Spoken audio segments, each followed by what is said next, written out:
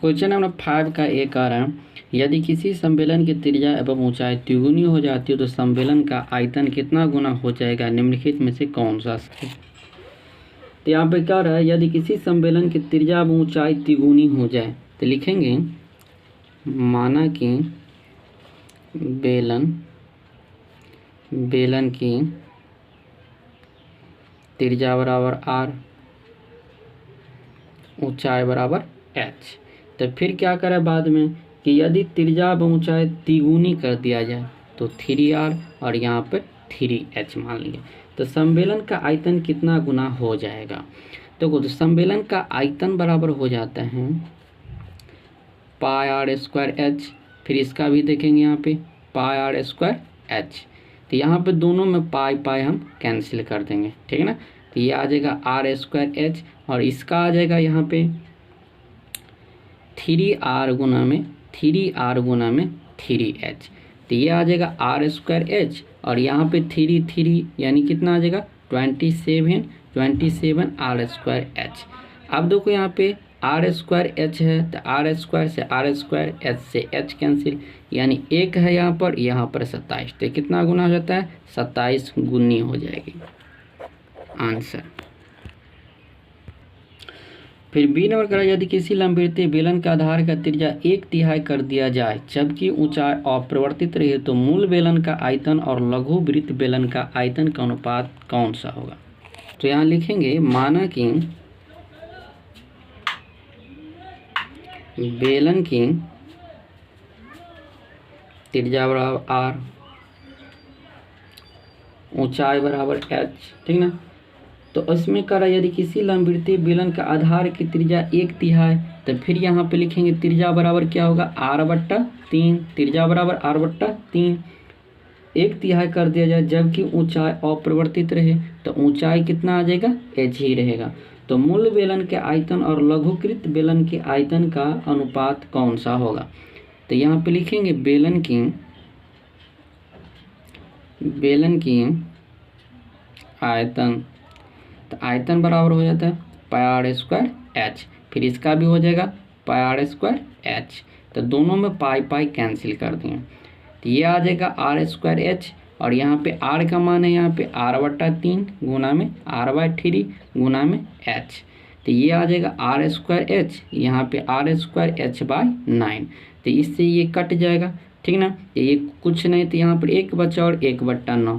तो इसका क्या गुना हो जाएगा, तो ये 9 गुना हो जाएगा, 9 गुना हो जाएगा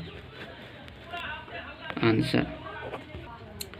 अब क्वेश्चन नंबर यहाँ पे सी नंबर है, यदि किसी सम्मेलन का त्रिज्या, तो यहाँ पे लिखेंगे माना कि बेलन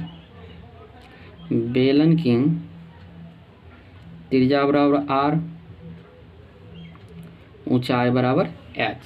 यदि किसी सम्मेलन के त्रिज्या आधी, तो फिर दूसरा हो जाएगा यहाँ पे त्रिज्या बराबर r/2 एवं ऊंचाई दुगुनी कर दिया जाए, तो यहाँ पे लिखेंगे ऊंचाई बराबर 2h, ऊंचाई बराबर 2h हो जाती है। पुराने और नए सम्मेलन का आयतन, तो पुराने का आयतन जो निकालेंगे यहाँ पे आयतन तो हो जाता है πr²h। फिर इसका नए वाला का आयतन निकालेंगे आयतन, तो बराबर हो जाता है πr²h। दोनों में पाई कैंसिल हो जाएगा, ठीक है ना। ये आ जाएगा r² और यहाँ पे r का मान है r/2 into r/2 into 2h, into में यहाँ आ गया 2h आ जाएगा। अब यहाँ पे r² और यहाँ पे r²h/4, तो ये एक कैंसिल आ जाएगा। तो एक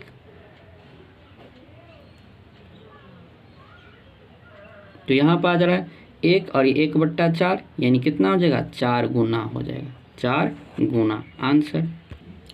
6 नंबर क्वेश्चन करा, यदि किसी सम्मेलन के त्रिज्या व ऊंचाई दुगुनी हो जाती है तो नया वक्र पृष्ठ प्रारंभिक वक्र पृष्ठ से का कितना गुना हो जाएगा। तो यहाँ लिखेंगे माना कि बेलन की त्रिज्या बराबर r, फिर यहाँ पे ऊंचाई बराबर h। यदि किसी सम्मेलन के त्रिज्या व ऊंचाई दुगुनी हो जाए तो फिर नई त्रिज्या जो निकालेंगे तो त्रिज्या बराबर 2r, फिर यहाँ पे ऊंचाई निकालेंगे तो ऊंचाई बराबर में 2h हो जाएगा, दुगुनी हो जाती है, त्रिज्या और ऊंचाई दोनों दुगुनी हो जाती है। तो यहाँ अब लिखेंगे बेलन की बक पृष्ठ की क्षेत्रफल बराबर तो 2πr/h, फिर इसका भी हो जाएगा 2πr/h। तो यहाँ पे 2π कॉमन है, RH यहाँ पे आ जाएगा 2r गुना में 2h यानी RH, तो यहाँ पर 4RH आ जाएगा, 4RH, RH कैंसिल यानी 1:4 आ जाएगा, यही आंसर। 7 नंबर क्वेश्चन कर रहा है 7 नंबर, समान ऊंचाई वाले दो समबेलनों की त्रिज्या में 1:2 का अनुपात है, तो उसके पहला क्वेश्चन आयतन, दूसरा वक्र पृष्ठ में क्या अनुपात। माना कि पहले बेलन की त्रिज्या बराबर, तो यहाँ पर x मान लेते हैं, दूसरे बेलन की त्रिज्या बराबर 2x मान लेते हैं, और दोनों का ऊंचाई दिया हुआ है समान, यानी दोनों का h मान लेते हैं, दोनों का ऊंचाई h मान लेते हैं। अब क्या कर रहा है क्वेश्चन नंबर ए में कह रहा है कि आयतन, तो लिखेंगे आयतन बराबर बेलन की आयतन बराबर हो जाते हैं πr²h, इधर भी आ जाएगा πr²h, तब πr²h दोनों में h कॉमन है तो h कैंसिल आ जाएगा, r क्या आ जाएगा कैंसिल, सॉरी पाई कैंसिल आ जाएगा, ये आ जाएगा यहाँ पर r को हम क्या माने हैं तो ये आ जाएगा x गुना में x, और यहाँ पे 2x गुना में 2x, ये आ जाएगा x² और यहाँ पर 4x² आ जाएगा। तो यहाँ पर देखो x² से x² कैंसिल, तो अनुपात कितना आ जाएगा 1:4 आंसर। वक्र पृष्ठ का क्षेत्रफल, तो लिखेंगे यहाँ पे वक्र पृष्ठ का क्षेत्रफल 2πr/h हो जाएगा।